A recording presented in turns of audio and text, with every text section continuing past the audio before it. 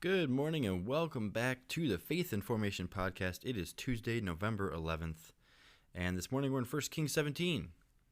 Hopefully your Monday went well and that you kicked off this week in the right way, made some good strides, getting some things done, being profitable, and that you're closer to the Lord and better off as a Christian today than you were yesterday, than you were last week.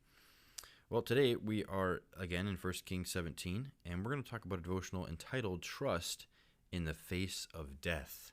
Trust in the Face of Death. Very interesting story for you this morning. Hopefully that can be help to you. But before we hit that, let's go right into our memory verse for the week. That is Proverbs 28:13. Only a couple days left of this one, so commit this one to memory. A very, very good one to have in the back pocket, to know by heart during those moments when you need it. It says in Proverbs 28, verse 13, He that covereth his sins shall not prosper, but whoso confesseth and forsaketh them shall have mercy. All right, back to 1 Kings chapter 17. Hopefully you had a chance to read that this morning, to understand it, to get something from God yourself. And then you came here and joined us this morning to hear a little bit more about this chapter and really an awesome story that we see in the Bible presented for us. So our topic verse, our text verse here this morning is verse 15. It says, And she went and did according to the saying of Elijah, and she and he and her house did eat many days.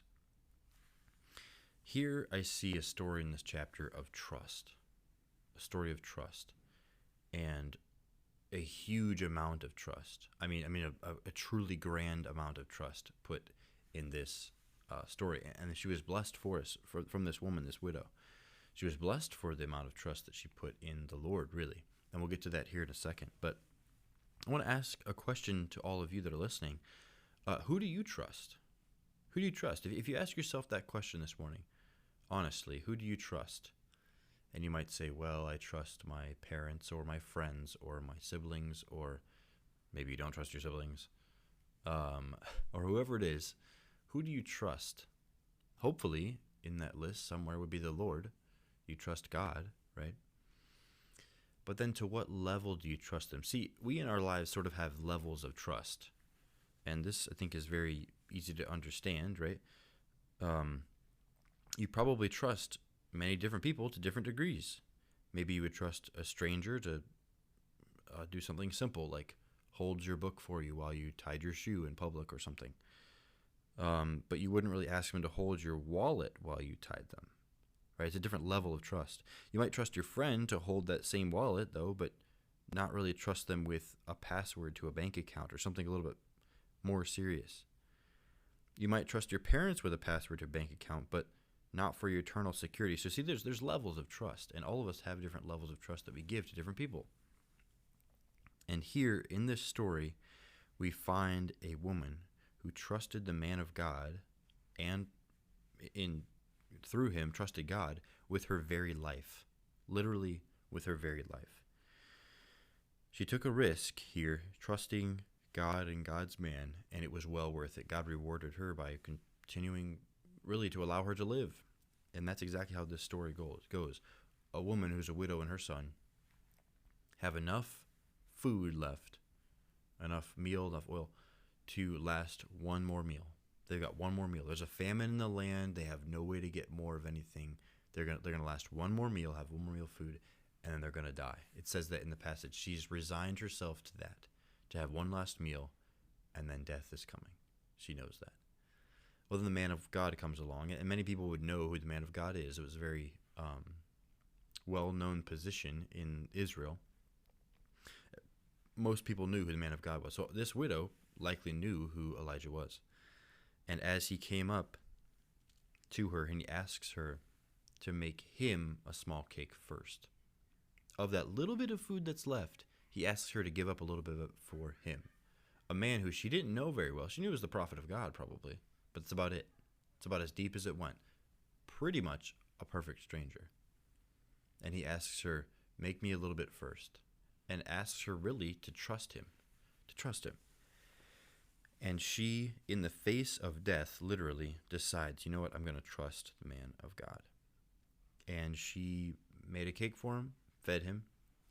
And the Bible says that God made that food to last a very, very long time. And she and her son were able to eat for many, many days after that, not just die after that first meal.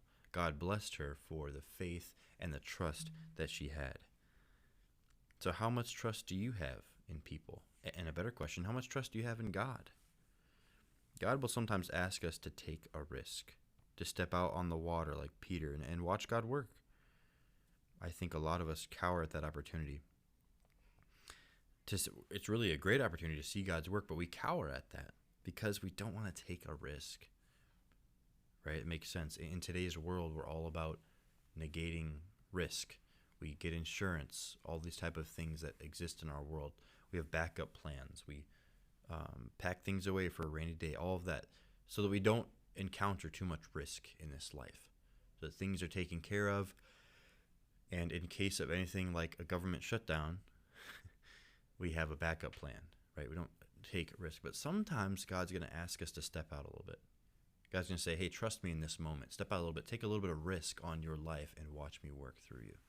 Those moments, those times are when God can work most visibly and most evidently in our lives. Are those times when we have to trust him. We don't have another choice. We have to. So, when God asks that of you, make sure you're willing to assume a little bit of risk on your life so that you can see God work. Here, this widow showed us a great example in saying, you know what, I'm going to take on a little bit of risk, a lot of risk actually, to take care of the man of God. And I know that through that, I'm going to trust God to take care of me. And so whatever it is in your own life, whatever it is that God's putting in your heart to do, it's going to be a little risky. It's going to cost a little bit more than you want to pay. My encouragement to you this morning is to do it, to go through with it. Trust God. He will bless you. He'll bring you through it, and he'll make it even better for you on the other side. Just like this widow learned, you can always, always, always trust God, even in the face of death. And perhaps the greatest way that we can trust him is also in the face of death with our salvation. All of us are going to die one day, and we can trust God with our salvation. You can either go to heaven or you go to hell. That's the two options that you have when you die, and everyone dies. And so you can trust God with your eternity, eternal security with what's going to happen after you die. You can trust him with that because he is trustworthy, and he's the only one, actually, the only one that can take you to heaven when you die. And so you can trust him with that. And if you can trust him with that, with all of time, with the afterlife, you can trust him with that, then you can trust him with any risk that you take on in this life. So a great encouragement really from this story in 1 Kings 17 of this widow who stepped out in faith and God rewarded it. And we can do the same even in our lives. All right, well, that was our devotional from 1 Kings 17.